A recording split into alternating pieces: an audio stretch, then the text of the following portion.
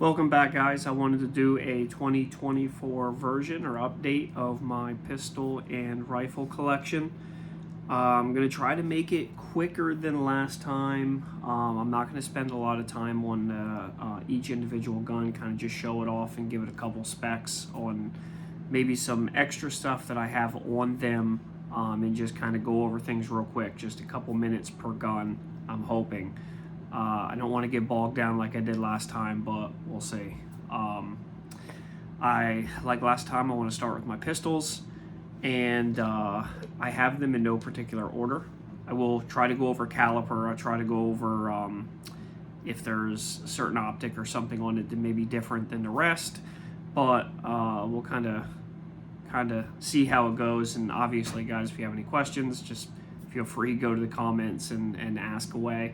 I know I made a ton of mistakes in my last video calling certain guns different names, so if I do it again, feel free to go and correct me on it. I'm going to start off with my Walther, and this is the PDP. This is the F-frame model. I know it's the female version, that's what they call it, but I just like the grip more on this. So on this one, nothing special, just a Holosun 507, and I believe that's just a green dot, but Walther PDP F. Next up is the newer Springfield pistol. It's the Echelon. This is just the standard, I guess this is the lowest model, Echelon. It has the U and dot sightings. So haven't shot this a lot, maybe only about 250 rounds. It's been a great pistol so far, but I don't have a lot of experience to say whether it is great or just another striker fired handgun. All right. Next up is my Beretta. This is the 92A1. It comes with a factory threaded barrel. I did have to put the higher sights on it, but they are a Beretta sight.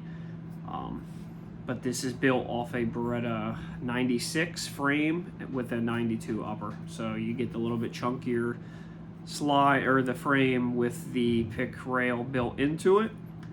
So it's kind of nice. It's just a little bit more heavy duty than your standard 92. Next up is my competition Glock. This is the Glock 34. It's a Gen 4. And I have another Holosun 507 on that. Nothing special.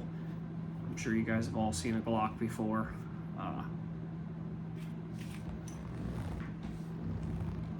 Another Glock.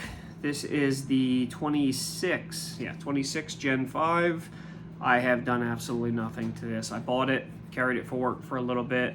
Didn't really like the bulkiness of it in the shoulder holster. And if I wear just a regular holster, it's not my first pick. That's the Glock 26 Gen 5. Up next is, I believe, a newer pistol. Another new pistol for the collection. It's the SIG P365. This is the macro version with the built-in comp. In the slide, I have a Holosun 507K. I have a Streamlight TLR6. Nothing special. But it has been a great concealed carry gun. I don't really have anything negative to say about this. It's a great gun. SIG 365 macro. Up next, another Glock. This is the Glock 43X MOS version. I know a lot of people say Gen 5. I think they're all Gen 5, but I could be wrong. But this has a TLR6 light and laser combo. Another Holosun K model because it fits the smaller frame guns. Pretty much everything else on this stock. It looks like I have a Talon grip on this one as well. I used to carry this one a lot more. Hasn't really seen much action lately. So another SIG. This is the SIG I believe P226, and this is the Legion model. I don't know if you can see that on there. Looks like you can. So this is the Legion, but it's the law enforcement, so you don't get the medallion grips, which is kind of poopy. Either way, it's a great hammer-fired gun. This is not the single action only. I believe this is the double and single action, which is what I wanted. But this is chambered in 9mm. I believe all the 226s are 9mm, but you can correct me if I'm wrong. Everything I've shown so far is 9mm, and it's pretty much all I own in handguns is 9. So on to the next one is a Smith & Wesson. This is the M&P Shield, but I was lucky enough to find a Performance Center. I know they're not that hard to find, but it's what I wanted, and it was actually relatively easy to find. So unlike some of these other guns that I had to wait a while for, this was readily available. Performance Center, I think it has a nicer trigger. I don't know if there's any other internals in the gun that make it more desirable, less desirable being their Performance Center. I have no other shield to kind of gauge it off of. So again, if I'm missing something, you guys can update me by all means. Please give me some more information. This is a CZ. This is the P07. Yep, P07. It's another hammer fire, but this is a polymer lower. I have a bit more trigger time with this now than when I made my last video. Last video is a relatively new purchase, so I hadn't shot it much. I still don't know if I like it a lot, but it's nice either way. I do enjoy shooting it. It has its positives and it has its negatives. I wish it was cut for an RMR, but that's my fault for not purchasing that model. So maybe sometime in the future. Here's another SIG. This is their P320 lineup, but it does have a AXG lower, I think is what they call it, and it's aluminum lower. Streamlight TLR6. I do have the SIG higher suppressor height sights because I'm running their SIG Pro model optic. I'm not sure what they call it, but it's whatever it is. It's the Pro model because it has the metal hood.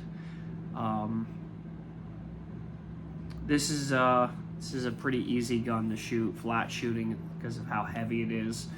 Haven't had any negligent discharges like a lot of people complain with the 320s, so I'm happy with that. Next up is the this one I showed last time, but real quick, it's just a Colt Defender. Colt 1911, but it's chambered in 9mm. So little different than what other people have. Not that this is a rare gun by any means, but IWI Masada. I don't know if this is a newer model or not. I don't really care. It is cut for an optic. I don't have one on it yet. I don't shoot it a lot. I do like it, but I just don't shoot it a lot. It's one of the guns that kind of sits in the safe anymore. Just kind of was worth having for my collection. Other than that, pretty basic. Polymer lower, 9mm striker fired handgun. Next up is a Springfield XD. This is one of the first handguns I ever bought. Might actually be the first handgun I ever bought. Very blocky, very heavy. Trigger's not very good. Slide is super chunky, so when you're shooting it, you get a lot of felt recoil. It's an early 2000s striker fired pistol. Can't really say anything super negative about it because it works, but I don't have anything really positive either. Up next is my least favorite handgun in the entire collection is the It's the Beretta APX A1. Really liked it initially, seeing it online. It looked neat. I like the serrations on it. The finish is better now that I had to have it resent back. I won't go into the full story of that just because I already ranted about it in my last video. But one of the downsides with this is, yes, it is cut for an RMR or an optic, but you have to buy the plate, and the plate's like $100 when it's actually in stock. And then not just that, the optic sits much, much higher on this handgun than on most. Once you have the plate and the optic, it sits super high, and it's not really my taste. So I'm sure there's a lot of people out there that love this gun. I mean, it's worked for me. I don't shoot it anymore. I probably only have about 100 rounds on this gun. It worked, but that's as far as I would go. Least favorite gun. Up next, a Glock 48. Nothing special. It's Glock 48. If you've seen one Glock, you've pretty much seen them all. This is just a thin single stack version. Up next, TSOS. This is a 1911. This is their Bantam line that they no longer make, and this is chambered in 9mm, so 9x19. This is a really fun gun to shoot, and it cycles really well. It's just really neat. I don't know if you can see all the slide serrations, and even the barrel is cut. It's just really, really neat, the amount of work that they put into this handgun. The machining, even the bob on it. An American-made 1911 with this much machine work would be a $2,000, maybe a $2,500 1911. These Turkish guns, this runs like $1,000, I think, is what I spent on it. Maybe like $950 out the door. So a little bit more expensive when you're talking about the Turkey market, especially for the Turkish handgun market. But just the amount of machining, the grips are fantastic. The slide is nice and tight. There's not a lot of wiggle room. They did a pretty good job on this pistol. I'm not sure why they discontinued this line. Maybe just because of how much work goes into it. Could be my only guess, and they just weren't that popular. So, but either way, I really enjoy it. I would buy it again had the circumstances been different. So that's a TSOS Bantam chambered 9mm. Up next is the poor man's Glock, the Canik. This is the Canik Mete in black. It works nice. It's a great gun. It's cheap. It shoots nice and flat. It's nice and smooth. I can't really say anything negative about it. It's a great gun. It's a great gun. Is this my first choice or my first go-to? Not really.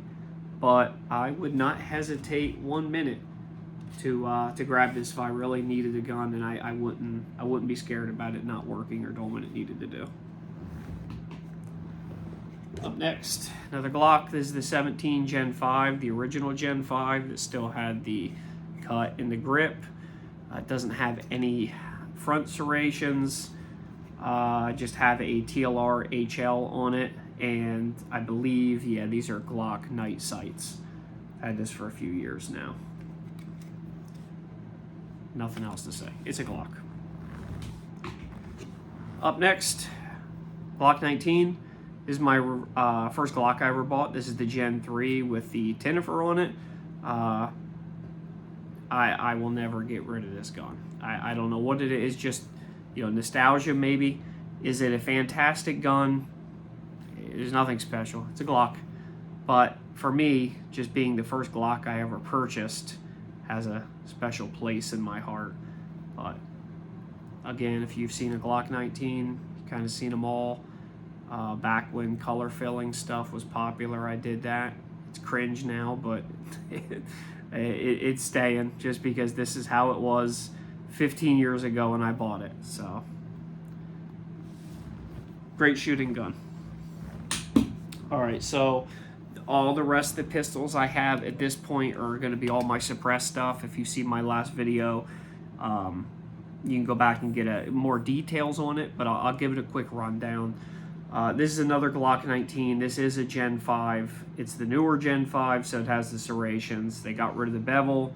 I have Trijicon, actually, I'm sorry. I have Ameriglow tall silencer sights, just a Holosun 507.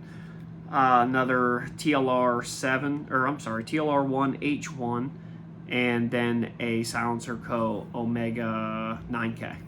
So it's a nice little short package for it. Being suppressed, it's still, it's about as small as you can get and still shoot relatively hearing safe with a with subsonic ammo. Up next is my FN 509. This is the tactical version, so it comes with a threaded barrel, comes with everything you see here except for, you know, optic and light. Same setup, 507 TLR. This is a Silencer Co, but this is the Octane 9. This was actually a free can a couple years ago that they were doing it. If you buy up to $1,000 in their product, they would give you a free can. So pretty great performing gun and can in general. It's a really good can.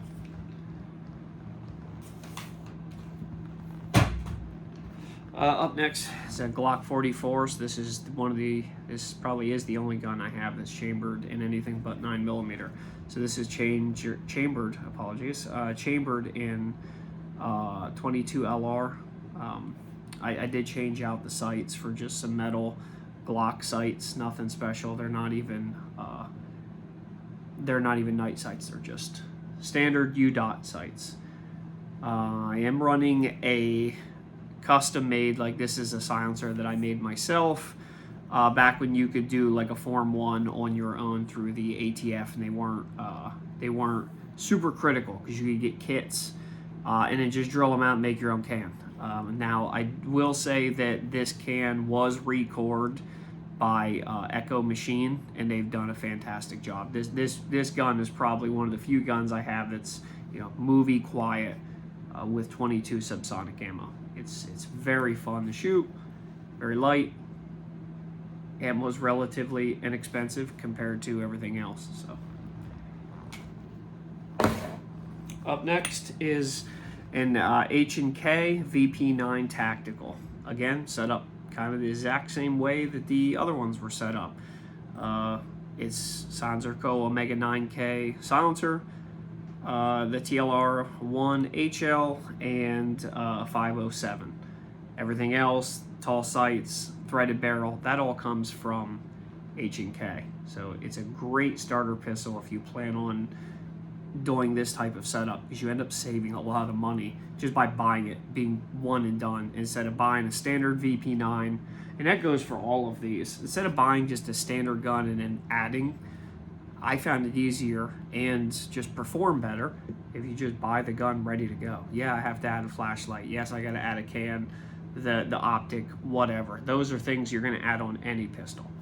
But the rest of the stuff, knowing that it's factory, knowing that if anything goes wrong, they have to fix it instead of dealing with a third party. So, but this is one of my favorite handguns. This, if not my favorite handgun. The VP9 is fantastic, and it suppresses really well. So, this is my last pistol. This is my Smith & Wesson M&P, and this is, I believe, the M2. So it's their newest version with the new trigger, a couple other things.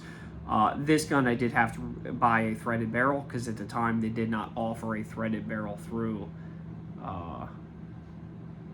Smith & Wesson. But it did have the sights, tall sights, and it did have a cut. And it's nice that it comes with a plate. Everything in the box, you got everything you need. Added the 507, another Streamlight, and another Omega 9K. Again, that's all my pistols. If you guys really want like dedicated videos, I can. I'm not very artistic or digitally inclined, I guess. So, you know, by all means, let me know what you guys would like to see and be very specific about it so I know what to show. Or if you guys want a better breakdown of things, or maybe a tabletop review, I could do something. But I really only feel like doing it if people want to see it. So that's that for pistols. Moving on, I hope I have the camera set up all right for seeing the rifles coming in and out. If not, I'll try to move them as much. I don't really care if you can't see my ugly mug, so it is what it is. My first one up is my 300 Blackout. So I'm running that on a Aero Precision upper and lower, and I'm running a Dead Air Wolfman is the silencer. Running it tucked. I really like the tucked option.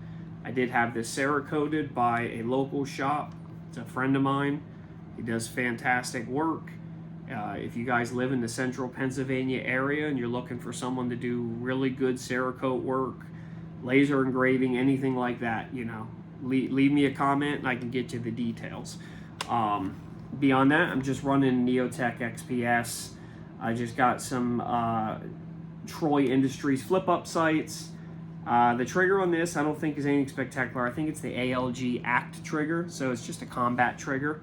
So it is a bit better than the standard mil-spec trigger, but it's not $250 Geisley as well. So, but again, I can do more in-depth of this stuff. I'm just trying to keep it real short for you guys.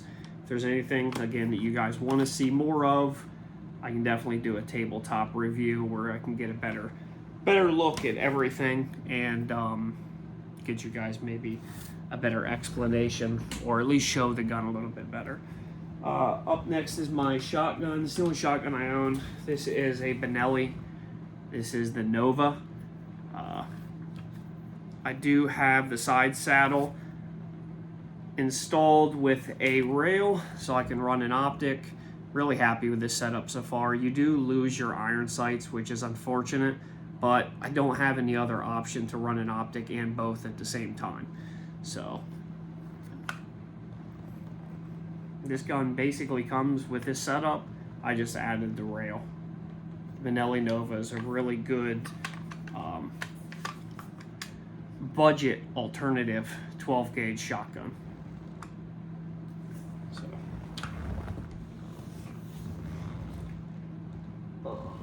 up next, just a Walser 10.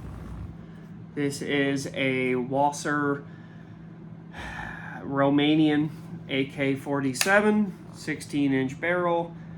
All I did to this one is it has an adjustable K&S gas piston installed, and it has the side riddle, whatever you want to call it, the side mount. It's the Midwest Industries, and I'm running a real cheap Hollow Sun 403 on it. So it's nothing spectacular, but it does seem to hold up on the rifle itself. This is one of my least favorite guns, so I don't really care to do much to it. But yeah, Walser 10, Romanian AK-47. Oh, see what I'm trying to grab next where they're all not going to fall over. Up next, this is a SIG 716. I do have it chopped down to 14.5 with a pinned and weld, and this is running a Silencer Co. Chimera. I think it's Chimera 300. It's a 30 caliber can. I do have the rail. This is an aftermarket rail, and I don't remember who makes it, but it's not. Like I said, I can get more details in the future if you guys actually like what you're looking at and kind of want to get a better idea. I'm running another EOTech with a Unity riser and then standard fixed sight. This is a 308, so it's an AR-10 platform. It's SIG's version of their AR-10. They don't make it anymore, but I believe they still make the 716 series. They're just not piston anymore, and there's a bunch of changes. So this is a short stroke gas piston design with adjustable gas, which is really nice, especially running the suppressor. I don't know if you guys have ever done any 308 builds, but they're very hard to run one way or the other. Either you can get them to run great without a can, but you put a can on them and then you run like shit, or you get a gun that runs great with the can and then you can't get it to run without because of just the huge differences in gas pressure. This does really well with both, with being able to adjust the gas. I can turn up the gas without the can, turn down the gas with the can. Very soft shooting gun.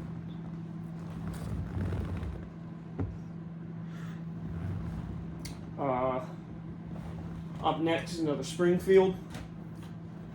So this is the Hellion, Springfield Hellion.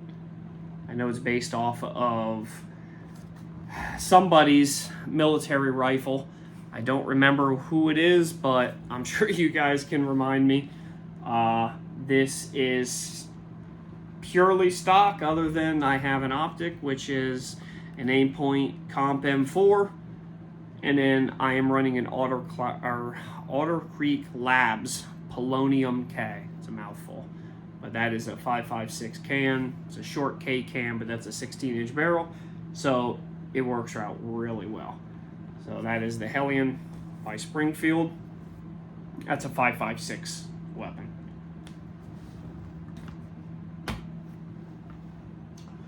Up next, CZ. This is a CZ Bren M2MS. Yep, CZ Bren 2MS. This is an 11-inch 5.56 SBR. I have a Trijicon MRO, just a cheap MRO on it. Everything else running exactly like they would sell a rifle. Nothing different on here other than, you know what, I did replace the handguard with an HBI Industries, and I do have the HBI Industries adjuster. Well, they did the work for me. It's a CZ, but they mill it out. That way it handles the suppressor much better.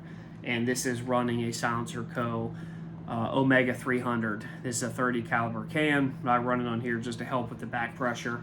It's a very gassy system when you're shooting with a 5.56 dedicated can, so the 30 caliber really helps out. Like I said, this is an 11-inch SBR chambered in 5.56.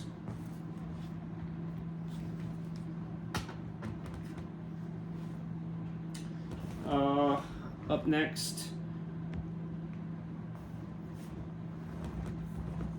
is a cheap custom build. This is built off of a Silencer Co. lower that I acquired a couple years ago. This is another short barreled rifle, so you have the stock instead of a brace. I'm running another EOTech XPS 0, and standard, it's kind of like my poor man's Mark 18 upper, and it's got a Silencer Co. Saker 5.56. It's the full-sized 5.56 can. I do have this tuned to run better with a silencer, so it runs pretty well, but a 10.5 upper with a can is pretty nasty regardless. But pretty light. I like it just because of how light it is, maneuverable. Having a full ambi lower is really cool on there, so it modernizes it, but then you have your kind of old school, front to it. So with a relatively old school but great functioning can.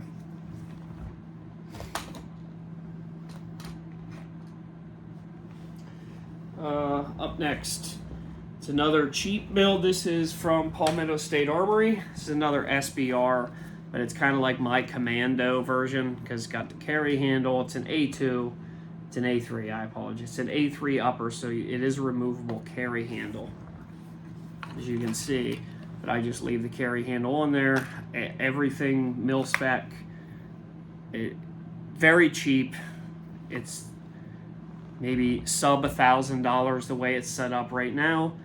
Nothing special, but I do kind of like just having that option in my collection.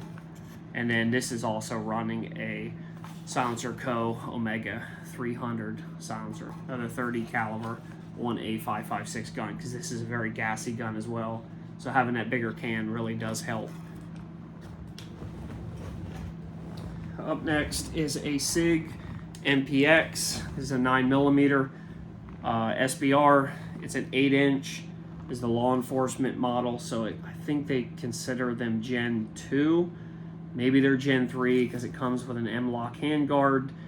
I don't know. You guys can correct me. I don't do a lot of research on this. And this is running a 9mm can, so this is the Silencer Co. Omega 36M.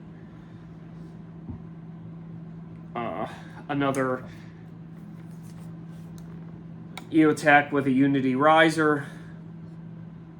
Everything else on it, I believe, is stock other than the flashlight. It all kind of comes the way you see it. It's all, I mean, this was purchased after the Form 1 was approved, but it's a SIG MPX stock, or MCX stock, I guess is what they call them. This is my newest purchase, and actually just got done with the Cerakote maybe a week ago. This is a PS90, and it has a Tyon Dragoon Mini suppressor on it. It is a 10.3 barrel, because this is, again, another SBR, but really like the way that Cerakote finish came out. And this is a really fun gun to shoot when I can afford to shoot it, because ammo is very expensive. It does have another direct mount for the optic, which is really nice because it drops it down. If you were running a standard sighting or standard sight to put an optic, it'd be probably another 2 inches off the receiver. So this drops it down, gives you a nice cheek weld. You don't have to raise your head or anything. And then I'm running a Trijicon RMO.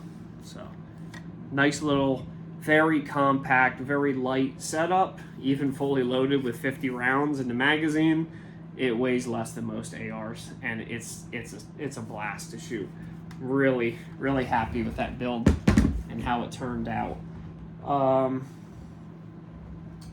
Up next is a 22 caliber SBR.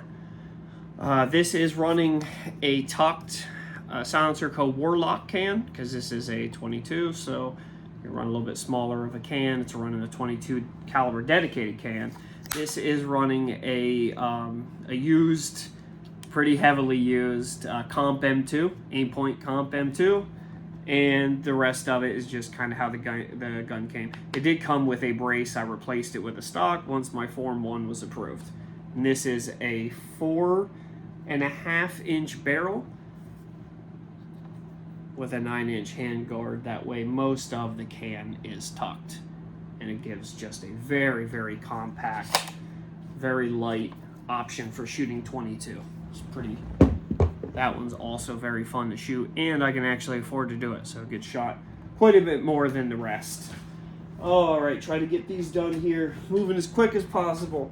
Here is a SIG MCX Spear LT. Again, I'm running a EOTech with a Unity riser. I have some Troy flip-up sights. I do have another MCX butt stock that I had to have Cerakoted to match the rest of the gun. It does look weird here, I guess just because of the lighting, but in person, the butt stock matches the handguard almost perfect. As you can see, it's just it's a 11.5 MCX, and this is the new LTs. This is 5.56. This is running, and I guess I can go over this.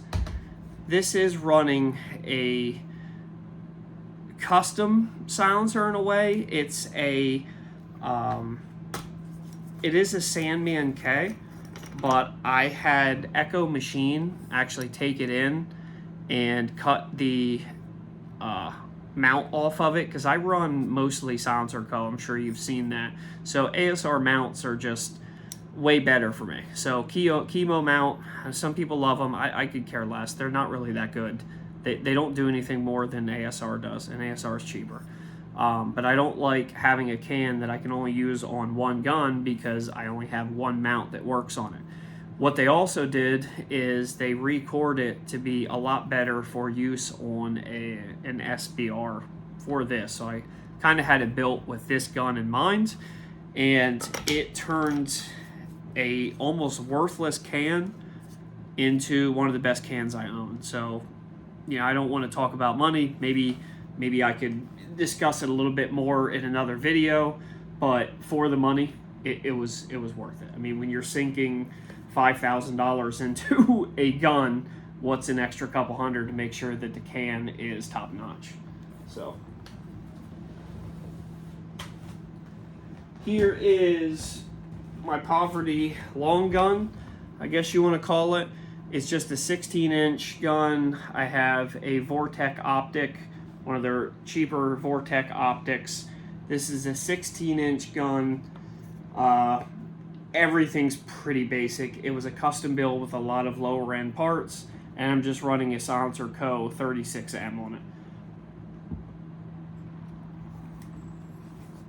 Nothing special, but it does run. It's not doing sub MOA groups at 300 yards, but I don't know if I could do that even if I wanted to and had the gun that could do it, so I can't really blame the gun. I believe this is the last one. This is an IWI Galil Ace. This is another SBR. It's a 13-inch barrel, and it's chambered in 7.62 by 39.